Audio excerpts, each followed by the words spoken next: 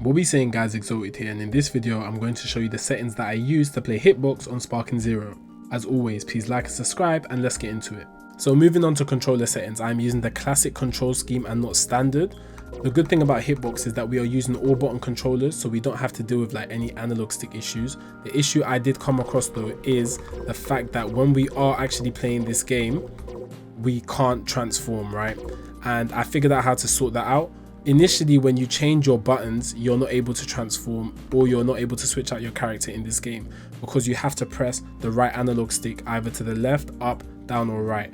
And I figured a way to actually sort this out on Hitbox. You have to go outside of the game and you have to change your mappings depending on what kind of software your Hitbox is using. I'm using the Hawk 42 M16, and there's a software called GP2040, which I'm going to show you through in this guide as well, how to change your mappings to get it to work for Sparking 0. So everything here is just pretty basic. As you can see, there's nothing special here. You just have to change your control style settings to classic. And then when it comes to your speed impact control, because we don't have an analog stick, you have to change that to standard. Standard allows us to use our button presses. So that's it for the basic controller settings. So just to show you guys exactly what's happening with the Hitbox settings that we've just done, I have a 16 button Hitbox controller, and I feel like the more buttons that you have to change, the easier this is going to be. I'm sure it can still work on the standard 12 button Hitbox, right? But I'm sure the more buttons that you have, the easier this is going to be. You can customize it to your liking. So the changes that we've done, these are our movement buttons. So this is obviously left, down, right, and up, right? So this is just going down, going forward. This is our, like our light punches. These are our follow-up attacks. This is our dash button. This button is to block, right? This is to ascend, descend. I don't really have anything on this. And this is to charge, right? This is to charge your key. Now, what I'm going to show you with the whole software thing I was talking about, some Hitboxes have a software called GP2040, which allows you to pin map, change the mappings of all these extra buttons, right? So the buttons I'm going to change is N1, this one, LS. LS is the left stick, right? So you can see this button also corresponds to this. This is linked to this. So we're not going to change it, because whatever we change this one to, it changes this as well. We're going to change the turbo button, and we're going to change this button as well, because I don't use any of those. And what we're going to do, we're going to change them to be our right stick buttons, which will allow us to switch our characters in and transform. So this essentially fixes the issue that we have. The main issue was it was very hard for me to actually transform or switch in characters because of how the layout was. But if I change these buttons to the right analog stick going to the left, going to the right, up and down, it now fixes that issue. I'm now able to bring my characters in and now have access to all the transformations, right? When we do this, you don't necessarily have to copy what I'm going to do. I'm going to show you exactly what all of my settings are, how to do it step by step. But if you find out a way that makes it easier for you, or you have a layout that you want to try, I would advise you doing that. So if you have a Hitbox that has the software that I'm talking about, the GP2040, you want to hold down your start button. This is without plugging it in, by the way. Hold it down and then you plug it in. When you plug it in, on your OLED screen, you will see something that says web config mode, right? And it'll have like a bunch of writing. So when you're in this mode, it now gives you access to a website that will allow you to change your buttons. The next thing we have to do after that is type in 192.168.7.1, and it's going to take us to this website, right? So we're on the web config on our Hitbox. It says it on the OLED screen, and we type this in. It allows us to access this website. Once we're here, we're going to go to configuration. We're going to go to pin mapping. When we're on pin mapping, I want you to click profile 2. The reason why I want you to click profile 2 is because profile 1 is the profile that you currently have. So if you ever want to switch back to your base controls, or if things don't go right, you can go back to your base controls and everything's back to normal, right?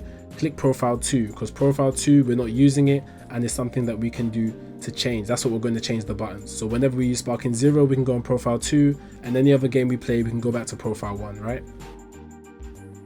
So like I said before, I'm going to change these 4 buttons. So that's M1, which is pin 27, LS, turbo, and this dash, right? We're going to change these buttons to allow us to access the right analog stick, so we can change our characters and go for the transformations.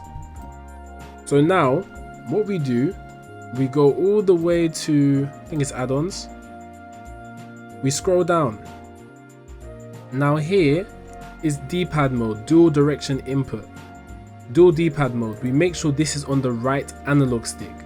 So what we're doing is whenever we add any pins for our pin mapping, it's going to link to the right analog stick. So there's going to be something called DDI, right? And if it says DDI left, DDI right, DDI up, DDI down, because we switched it to the right analog, it's talking about the right analog stick. If we switched it to the left analog, DDI left would mean the left input for the left analog stick, and that's not what we want. So we put the right analog stick here, combination mode on none, and we leave this as it is and make sure this is enabled. So you go back from configuration to add-ons configuration, it takes us to this. We scroll down, we go to dual direction input, we make sure that it's on the right analog stick, combination mode is none, and that the dual direction 4-way joystick mode is not switched on and it is enabled. After we've done this, we go back, we click on configuration, we go to pin mapping. Now there's something called a pin viewer. This allows you to press a button on your hitbox and it will register and tell you what pin it is. So now we're on profile 2, like I said we should be on, right? Profile 2. So the button for L3, if I press it, is pin 26, right? That's L3. What's my R3 meant to be? So R3 is meant to be this button. Hold on. R3 is meant to be this button, right? So let's see what that is here. So you go to pin viewer, you click on that button. That's meant to be pin 19. So has that been changed to R3? Yes, it is. Right, so pin 19 is R3. So we've got that working. Now let's change this to our right analog stick going to the left, right? So we go back, pin viewer, we click on the button. It tells us that that pin is pin 27. So what's that currently bound to? That's currently bound to the up button. Now remember what we did before when we were here and we went to the add-ons with the DDI? Pin 27, we're going to switch that to DDI left. Now because we switched the DDI to the right analog stick, this is the right analog stick flicking to the left. So now we've put that there. Pin viewer, what button? So we've changed this now to the right analog stick flicking to the left. Let's change this button to the right analog stick flicking to the right, which would be DDI right. So we go here, pin viewer, we click the button on our hitbox, that's pin 18. Pin 18 is a function button. We don't want that. We want that to be DDI to the right. So we have DDI to the left, DDI to the right. And what other buttons did I say I wanted to change? So the turbo button. Go here, pin viewer, we click the button on our hitbox. That's pin 14. So we go down to 14. What's that mapped to? That's mapped to turbo. We don't want it to be mapped to turbo. We want it to be mapped to the right analog stick flicking up. That's DDI up. We click that. What was the last one? So this dash over here. So we go to our pin viewer, click the button on our hitbox. That's pin 21. That's currently A2. I have no use for that. So we've done DDI to the right, DDI to the left, DDI up. That was pin 21. So this is going to be DDI down. Once we've done this, you click save. This has saved it. Remember I told you to do it for profile 2. Why did I tell you to do it for profile 2? So whenever you want to switch back to your profile 1, which is your base profile, you've not tampered with any of the settings there, right? Profile 2 is what you're going to do it for. So whenever you want to play Sparking Zero or games like this and change your controls around, you can easily just switch from profile to profile and don't get mixed up. After you've done this, click save. Go to where it says reboot, and then you click where it says controller, and it will reboot your controller. Okay, before we do that though, we have to go back to, I think we have to go back to settings, and we have to go here, gamepad settings, and you change your profile number to profile 2. So you go back to settings, and then you click your profile number and you change that to profile number 2. Click save. Then you reboot and then you click controller.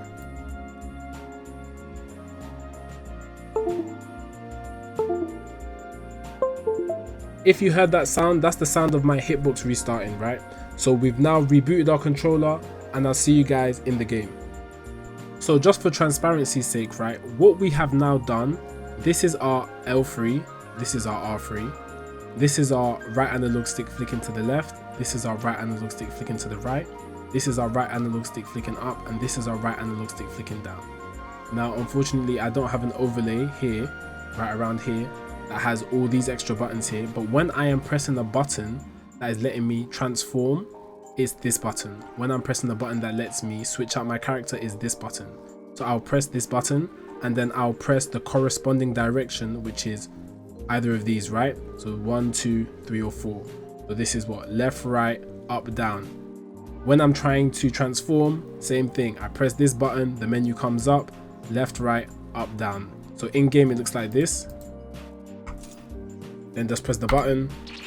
You can rest easy. Same thing, easily switch out. All right, leave it to me.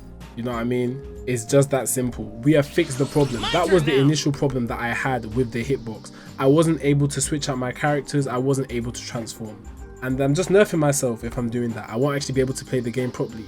The movement feels perfect. Everything is fantastic. But if I'm not able to do that, how can I play Sparking Zero? So the question remains, why would you use a hitbox in the first place? I mean, why not? It's a hitbox, do you know what I mean? Movement on a hitbox is always going to be good anyway. You just need to get used to all of the different timings and things like that, but it's pretty straightforward. Our dash button, like I said before, you just dash. If you want to block, you hold your block button. It's just very simple, many different things that you can do. It's a hitbox, so it simplifies movement in almost every single game you play. It makes movement feel nice. When you're actually attacking, it feels like you're playing a legit 2D fighting game. Like, even though this is an arena fighter, do you know what I mean? It just the feel when you're pressing the buttons. Like, anyone who plays a hitbox will know exactly what I'm trying to talk about, right? It's very good. The movement is amazing. I mean, that's why I was thinking about what can I do to play on hitbox on this game, because I'll enjoy it a million times more.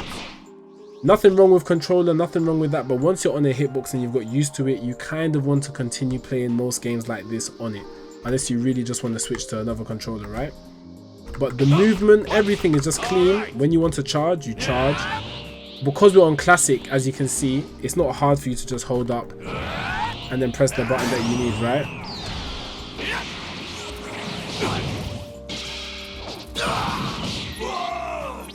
It's very simple. It's just like, there's no real motion input. You just like press the button and press the other button. That's it. Very simple.